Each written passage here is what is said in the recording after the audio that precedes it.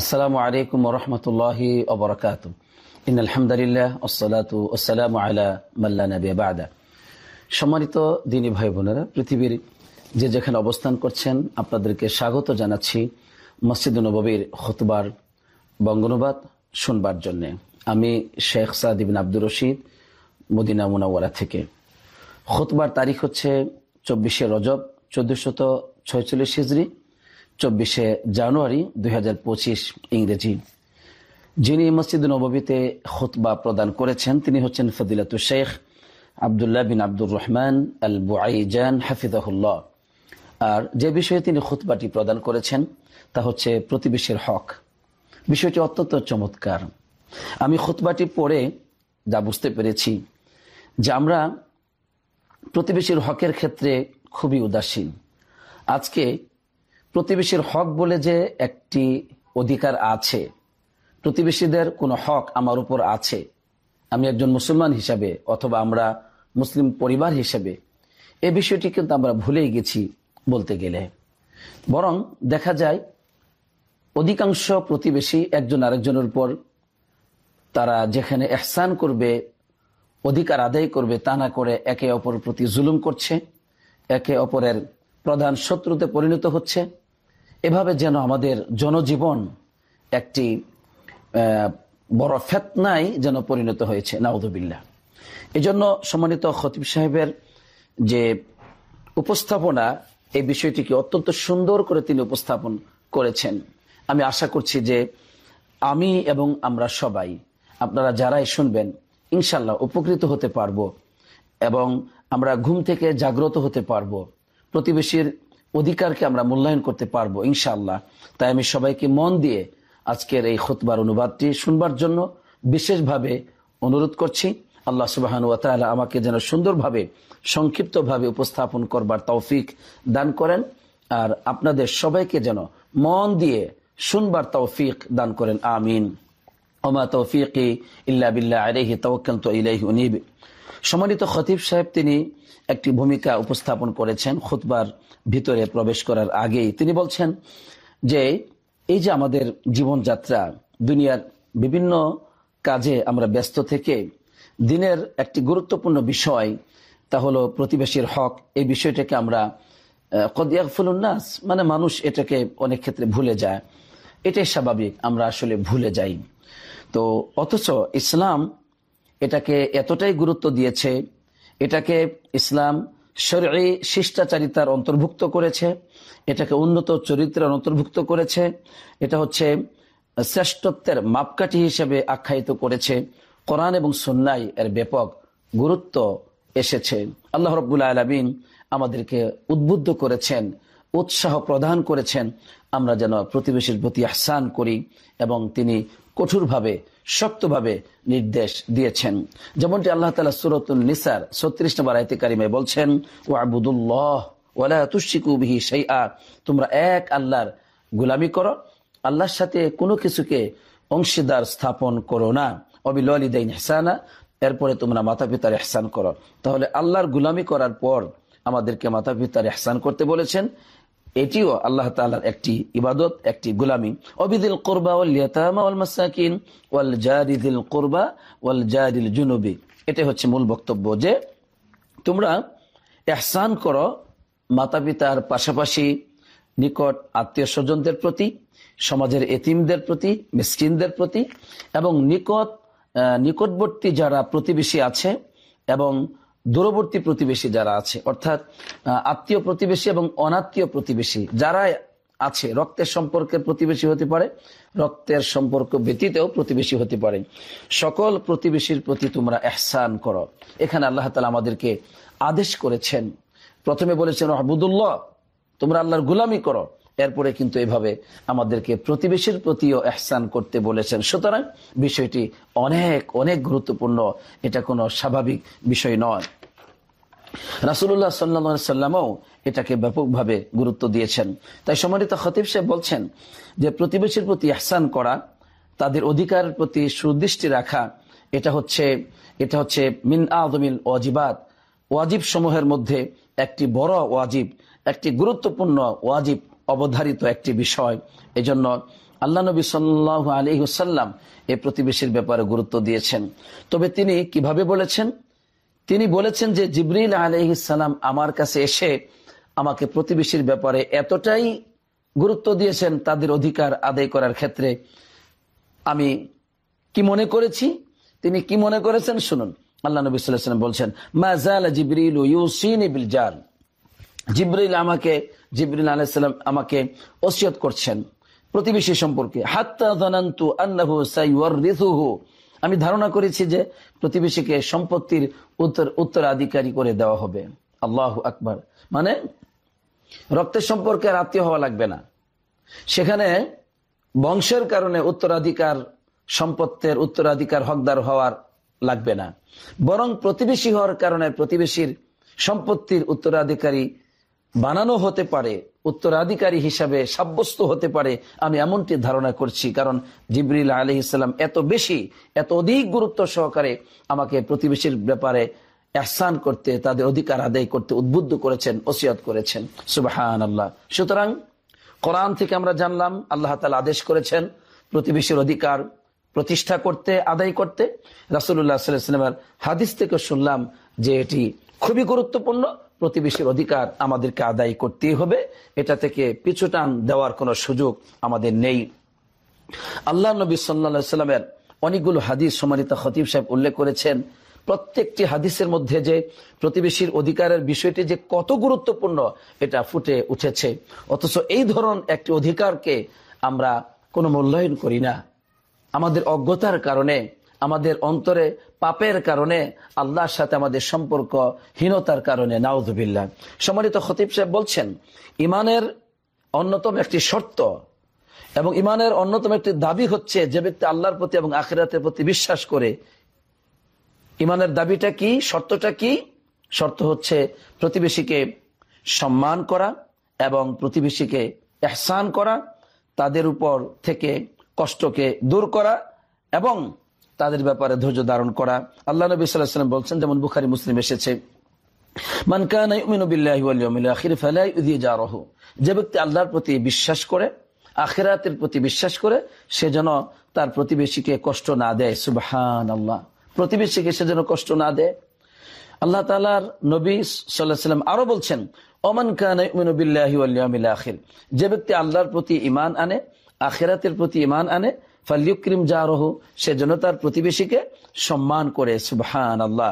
সুতরাং প্রতিবেশীকে সম্মান করা, প্রতিবেশীকে কষ্ট না দেওয়া রাসূলুল্লাহ সাল্লাল্লাহু আলাইহি ওয়াসাল্লাম ঈমানের সাথে সম্পৃক্ত করে দিলেন, যে এটা হচ্ছে ঈমানের অন্যতম একটি দাবি, ঈমানের অন্যতম একটি শর্ত। সুতরাং এই প্রতিবেশীকে কিভাবে আমি আপনি অবহেলা করব? করার কোনো উপায় নাই যদি আমরা ঈমানের দাবি করি। আল্লাহ নবী সাল্লাল্লাহু আলাইহি ওয়াসাল্লাম তিনি প্রতিবেশীকে কষ্ট না দেওয়া, প্রতিবেশীকে মানে নিজেদের অনিষ্টতা থেকে মুক্তি দেওয়া, এটা ঈমানের দাবি।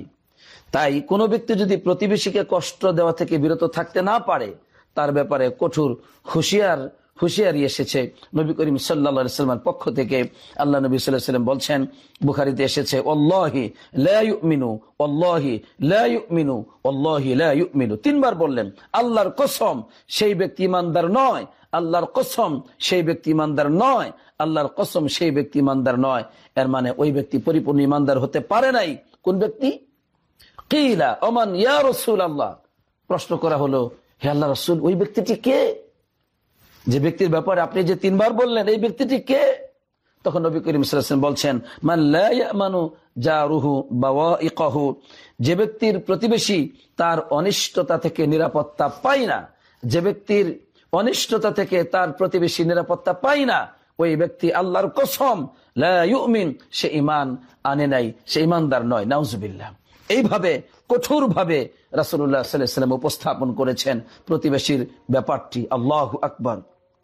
সম্মানিত দিনী ভাই বোনেরা, তাহলে এই হাদিসের ব্যাপারে যদি আমরা লক্ষ্য করি, আমরা একটু তাকাই, আমরা প্রত্যেকেই প্রতিবেশীকে কষ্ট দেই, প্রত্যেকেই আমরা প্রতিবেশীর ব্যাপারে আমরা বিভিন্ন শত্রুতা অবলম্বন করি।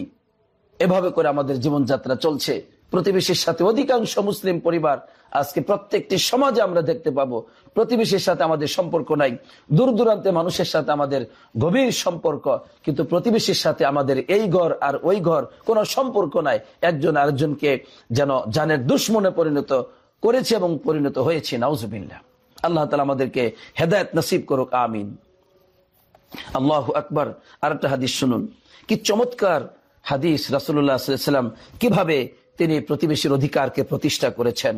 সহিহ মুসলিমে এসেছে, আল্লাহ নবী সাল্লাল্লাহু আলাইহি ওয়াসাল্লাম বলছেন, ওয়াল্লাযী নাফসি বিয়াদিহি, ওই সত্তার কসম যার হাতে আমার প্রাণ, লা ইউমিনু আবদুন হাত্তা ইউহিব্বা লিজারিহি আও ক্বালা লিআখিহি মা ইউহিব্বু লিনাফসিহি। আল্লাহর কসম, যার হাতে আমার প্রাণ, ওই ব্যক্তি পরিপূর্ণ ঈমানদার হতে পারবে না যতক্ষণ পর্যন্ত সে নিজের জন্য যা পছন্দ করে প্রতিবেশীর জন্য সে যদি তা পছন্দ না করে, তাহলে ততক্ষণ পর্যন্ত সে পরিপূর্ণ ঈমানদার হতে পারবে না। সুতরাং প্রতিবেশী আমাকে সম্মান করুক আমি যেমন চাই, ঠিক আমার উচিত আমি প্রতিবেশীকে সম্মান দিব। কারণ আমি আমার জন্য যেটা পছন্দ করি নিজের জন্য, সেটা আমার প্রতিবেশীর জন্য পছন্দ করতে হবে।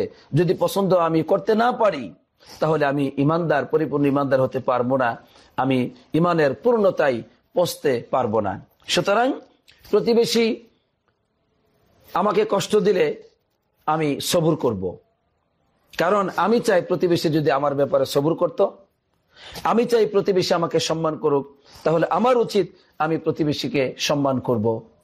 আমি চাই প্রতিবেশী আমাকে হাদিয়া দিবে, তাহলে আমার উচিত আমি প্রতিবেশীকে হাদিয়া দিব।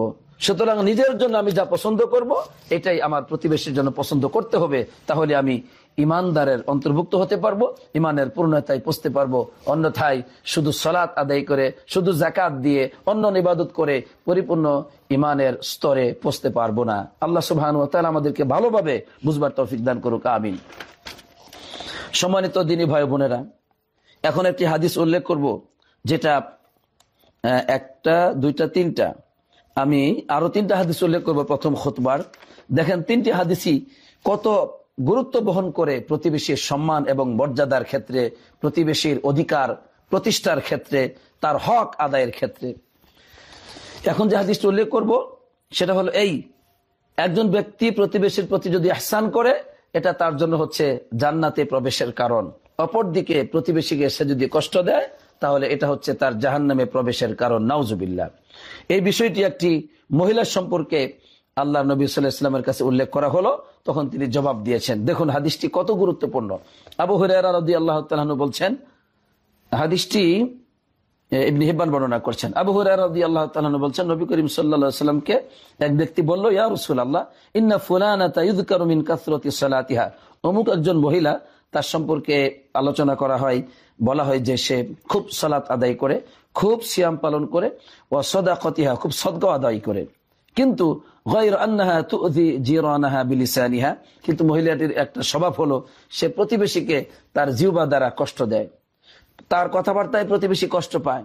কিন্তু সালাতে, নফল সালাত মাশাআল্লাহ খুব আদায় করে, নফল সিয়াম, নফল সদকা খুব আদায় করে, কিন্তু প্রতিবেশীকে কষ্ট দেওয়া থেকে বিরত থাকতে পারে না। তখন নবী করিম সাল্লাল্লাহু আলাইহি ওয়াসাল্লাম বলছেন, হিয়া ফিন্নার, ওই নারী জাহান্নামী, নাউজুবিল্লাহ, সে জাহান্নামে যাবে। আল্লাহু আকবার, কত কঠিন কথা। এরপরে আরো বলা হলো, ইয়া রাসূলুল্লাহ, ফাইন্না ফুলানাতা ইযকারু মিন কিল্লাতি সিয়ামিহা ওয়া সাদাকাতিহা ওয়া সালাতিহা। আরেকটা মহিলা আছে, ওই মহিলা সিয়াম, নফল সিয়াম তার তেমন একটা নাই, সদকাও নাই, সালাতও নাই, তবে একটু একটু ওই কিছু পনিরের টুকরা আসে দান খয়রাত করে, অল্প সামান্য, কিন্তু ওইরকম কিছু না। কিন্তু তার একটা ভালো স্বভাব আছে, সেটা কি, ওয়ালা তুযি জিরানাহা বিলিসানিহা, ওই মহিলা তার প্রতিবেশীকে কষ্ট দেয় না তার জবান দ্বারা, তার জিহ্বা দ্বারা প্রতিবেশীকে কষ্ট দেয় না। দান খয়রাত, সদকা, নফল সিয়াম এগুলি নাই, খুবই কম, একদম সামান্য। কিন্তু আলহামদুলিল্লাহ মহিলাটি কাউকে কষ্ট দেয় না। নবীজি বলেন, হিয়া ফিল জান্নাহ, সে তো জান্নাতি মানুষ, সে তো জান্নাতে যাবে। সুবহানাল্লাহ।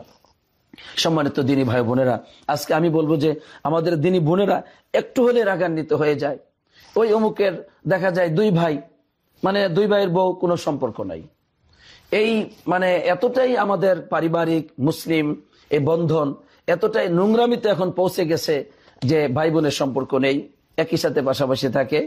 এরপরে দুই ভাবি, একে অপরের সাথে সম্পর্ক নেই, এই চাচাতো ভাই, চাচাতো বোন, মানে এই যে প্রতিবেশীর বিষয়টা আমরা বলবো, আমরা তো কাছাকাছি থাকি সবাই, কোনো সম্পর্ক নাই। এবং বিশেষ করে এটা মহিলাদের মধ্যে খুব সমস্যা হয়, বলতে গেলে মহিলাদের কারণেই এই প্রতিবেশীর সাথে সম্পর্ক বিচ্ছিন্ন হয়, এটা অধিকাংশ মহিলাদের কারণে। আপনি দেখেন, এই যে একজন মহিলা, সে প্রতিবেশীকে কষ্ট না দেওয়ার কারণে সে জান্নাতি হয়, এবং প্রতিবেশীকে কষ্ট দেওয়ার কারণে জাহান্নামী হয়। নাউযুবিল্লাহ। আল্লাহ সুবহানাহু ওয়া তাআলা আমাদেরকে এই হাদিসের উপর বুঝবার এবং আমল করার তৌফিক দান করুক, আমিন। এরপরে আল্লাহু আকবার, এই হাদিসটা আরো বাস্তবতার সাক্ষী দেয়। সেটা হচ্ছে যে আমরা নিজেদেরকে ভালো মনে করি এবং দূর দূরান্তে মানুষগুলো আমাদেরকে ভালো বলে, কিন্তু প্রতিবেশীর মানুষ আমাদেরকে খুব খারাপ মানুষ বলে। আমার এলাকাতে যান, আমাকে খুব খারাপ বলবে আশেপাশের মানুষ। তাহলে এটা কি কোন ধরনের ভালো? আমরা বলি যে প্রতিবেশী তো এরা খারাপ মানুষ, আমাদের ব্যাপারে খারাপ বলবেই, কিন্তু না, এই বিষয়টা এরকম না। বিষয়টা কেমন শুনুন। হাদিসটি ইমাম হাকিম তার মুস্তাদরাক আল হাকিম এই গ্রন্থে বর্ণনা করেছেন। আল্লাহ নবী সাল্লাল্লাহু আলাইহি ওয়াসাল্লামের কাছে এক সাহাবা, এক ব্যক্তি এসে বলছেন, ইয়া রাসূলুল্লাহ, দুল্লানি আলা আমাল ইযা আনা আমিলতু বিহি দাখালতু জান্নাহ। আপনি আমাকে একটা আমলের কথা বলেন, যে আমলটা করলে আমি জান্নাতে যাব। তখন নবী করিম সাল্লাল্লাহু আলাইহি ওয়াসাল্লাম বলছেন, কুন মুহসিনান, তুমি ভালো মানুষ হয়ে যাও। তখন ওই ব্যক্তি বলল, ইয়া রাসূলুল্লাহ, কাইফা আ'লামু আন্নী মুহসিন, কিভাবে আমি বুঝবো যে আমি ভালো মানুষ, আমি সৎ কাজ করছি, আমি একটা সৎ চরিত্রবান মানুষ। তখন নবী করিম সাল্লাল্লাহু আলাইহি ওয়াসাল্লাম বলছেন, যাও সাল জিরানাক, তুমি তোমার প্রতিবেশীকে প্রশ্ন করো, ফাইন ক্বালু ইন্নাকা মুহসিনুন ফাআনতা মুহসিন, যদি তারা বলে তুমি ভালো মানুষ, তাহলে তুমি ভালো মানুষ। ওয়া ইন ক্বালু ইন্নাকা মুসি ফাআনতা মুসি, যদি তারা বলে তুমি মন্দ মানুষ, তাহলে তুমি মন্দ মানুষ। নাউযু বিল্লাহ। সুতরাং আজকে আমি আপনি যতই পৃথিবীতে ভাইরাল হই না কেন, যতই বিভিন্ন সমাজে আমাদের পরিচিতি থাক না কেন, আমার আপনার প্রতিবেশী যদি আমাদেরকে খারাপ বলে, আমাদের কাছের মানুষগুলো যদি আমাদের ব্যাপারে মন্দ বলে যে আমরা ভালো মানুষ না, সত্যিই কিন্তু আমরা ভালো মানুষ না। রাসূলুল্লাহ সাল্লাল্লাহু আলাইহি ওয়াসাল্লামের হাদিস থেকে স্পষ্ট প্রমাণ মিলে গেল। সুতরাং দূর দূরান্তে ভালো হয়ে কি লাভ? আসুন আমরা প্রতিবেশীর কাছে ভালো হওয়ার চেষ্টা করি। ভালো বলতে তাদের প্রতি ইহসান করলে এমনি তারা ভালো বলবে। তারা কষ্ট দিয়ে আমরা যদি ধৈর্য ধারণ করি, তারা কষ্ট দিলে আমরা যদি ক্ষমা করে দিয়ে সবর করি, তাহলেই আলহামদুলিল্লাহ তারা আমাদেরকে ভালো বলবে। আর আমরা যদি প্রতিশোধ গ্রহণ করি, বেশি কষ্ট দেই, তাহলে কিন্তু তারা আমাদেরকে ভালো বলবে না। সুতরাং এই হাদিসের উপর আমাদের আমল করা উচিত। সম্মানিত দিনী ভাইয়েরা, আমরা এখানেই শেষ করছি। আরেকটা হাদিস উল্লেখ করতেই হচ্ছে আমাকে, সেটা হলো ইবনে হিব্বানের আরেকটা হাদিস আছে, সেটা হলো আল্লাহ নবী সাল্লাল্লাহু আলাইহি ওয়াসাল্লাম বলছেন যে মা মিন মুসলিমিন ইয়ামুতু ফায়াশহাদু লাহু আরবাআতু আহলি আবিয়াতিন মিন জিরাতিহি আল আদনাইন। দেখেন কত বড় গুরুত্ব দিয়েছেন আল্লাহ নবী সাল্লাল্লাহু আলাইহি ওয়াসাল্লাম। বলছেন যে কোনো মুসলিম ব্যক্তি যদি মারা যায় আর তার নিকটতম যারা প্রতিবেশী আছে, জিরাতি আল আদনাইন যারা কাছাকাছি প্রতিবেশী আছে, এরকম 4টা ফ্যামিলি, 4টা পরিবার, 4টা ঘর যদি এই মুসলিম ব্যক্তির ব্যাপারে ভালো সাক্ষ্য দেয়, কি দেয়? যে আন্নাহুম লা ইয়ালামুনা ইল্লা খায়রান, এই মানুষটার মধ্যে ভালো ব্যতীত অন্য কিছু তারা জানে না, তারা এর মধ্যে কল্যাণ ছাড়া আর কিছু জানে না। তো আল্লাহ রাব্বুল আলামিন তখন বলেন যে কদ কবিলতু ইলমাকুম ফীহি ওয়া গফারতু লাহুম মা লা তা'লামুন, তোমাদের যে জ্ঞানটা এই ব্যক্তির ব্যাপারে আছে, যে তার মধ্যে ভালো ছাড়া আর কিছু পাও নাই, তো আমি তোমাদের এই এলেম, তোমাদের জ্ঞান, তার সম্পর্কে যেটা জানো এটাই গ্রহণ করলাম, আর তোমরা যেটা জানো না তার ব্যাপারে আমি আল্লাহ জানি, তোমরা জানো না, সেটা আমি মাফ করে দিলাম। সুবহানাল্লাহ। সুতরাং দেখেন প্রতিবেশীর সাক্ষীর কত গুরুত্ব রয়েছে। আমার প্রিয় ভাই বোনেরা, আসুন না আমরা আমাদের প্রতিবেশী ভাই বোনদের সাথে ভালো ব্যবহার করি, আমরা তাদেরকে ক্ষমা করে দিয়ে তাদের সাথে সুসম্পর্ক বজায় রেখে আমরা এই যে আল্লাহর নবীর এত সুন্দর সুন্দর হাদিস, এগুলো যেন আমরা, এই পুরস্কারগুলো যেন আমরা অর্জন করতে পারি। আল্লাহ আমাদেরকে সেই তৌফিক দান করুক, আমিন। এখানে প্রথম খুতবাটি শেষ করলেন। দ্বিতীয় খুতবায় সম্মানিত খতিব সাহেব প্রতিবেশীর হকের কিছু দৃষ্টান্ত দিয়ে বললেন যে তোমরা প্রতিবেশীর প্রতি ইহসান করো, প্রতিবেশীর হক আদায় করো। অবশ্যই তোমরা প্রতিবেশীর হক আদায় করবে। তার মধ্যে অন্যতম একটি পথ হচ্ছে যে প্রতিবেশীর যদি কষ্ট দেয় তাহলে তোমরা সেটা সবুর করবে, এবং প্রতিবেশীর ব্যাপারে তোমাদের চক্ষুকে নিম্নগামী রাখবে, অর্থাৎ তাদেরকে, তাদের লজ্জা এবং তাদের কোনো গোপন বিষয়ে তোমরা দৃষ্টিপাত করবে না, তাদের সম্মান কখনো তোমরা হানি করবে না।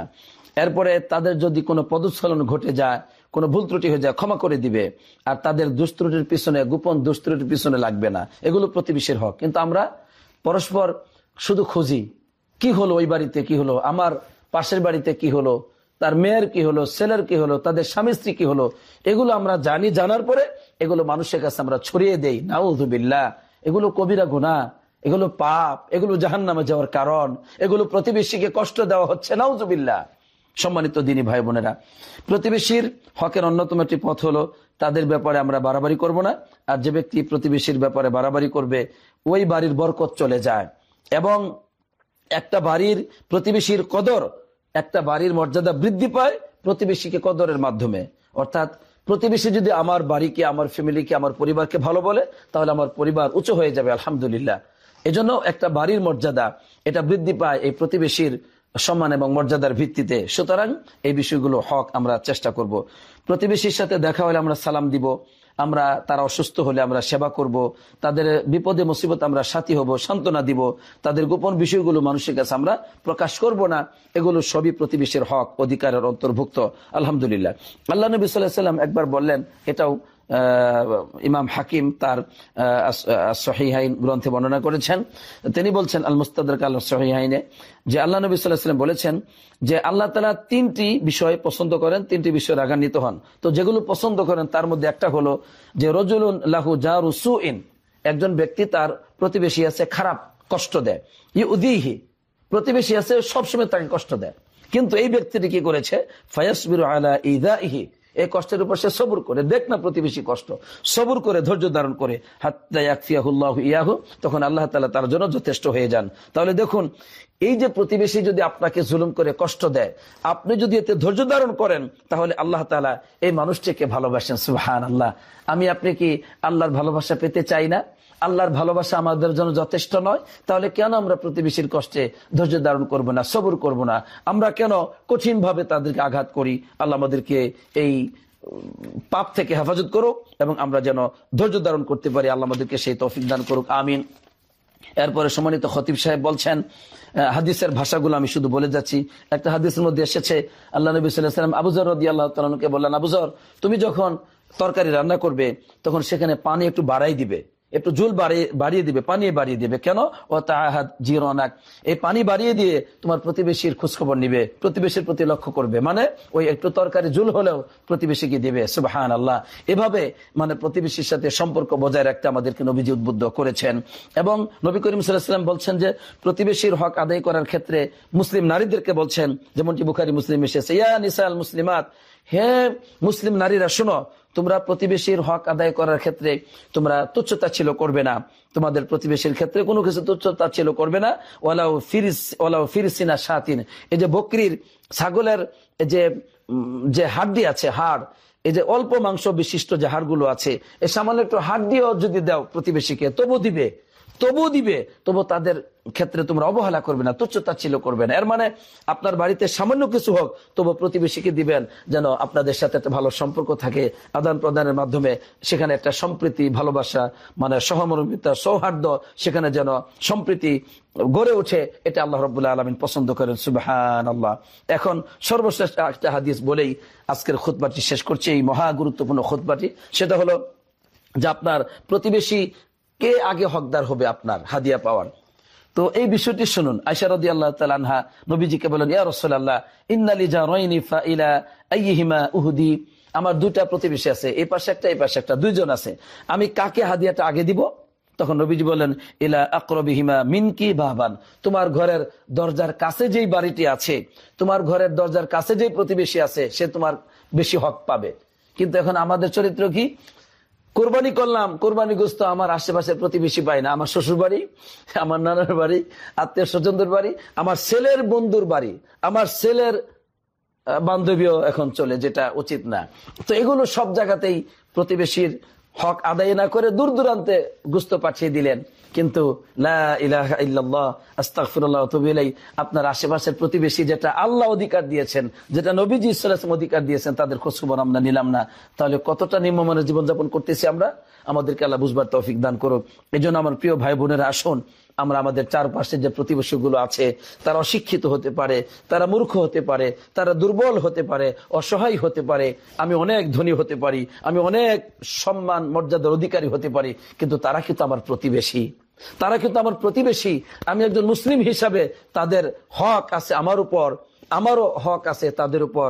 আমার হক যদি তারা নাও দেয়, কিন্তু আমি যেন ধৈর্য ধারণ করতে পারি, ধৈর্য ধারণ করে আমি তাদের সাথে সুন্দর ব্যবহার করব, তাদের অধিকারকে আমি যথাযথভাবে আদায় করে দিব, তাহলে আমি আল্লাহর কাছে ক্ষমা পাবো, আমার মৃত্যুটাও শুভ হবে, আমার চরিত্রটাও সুন্দর হবে, আল্লাহর কাছে আমি প্রিয় বান্দা হিসেবে পরিণত হয়ে যাব। সুবহানাল্লাহ। তাই আসুন আজকে আমরা প্রতিবেশীর হক সম্পর্কে, অধিকার সম্পর্কে কোরআন এবং সুন্নাহ থেকে যে মূল্যবান বক্তব্যটি শুনলাম, এর উপর আমরা যেন আমাদের জীবনকে গঠন করতে পারি।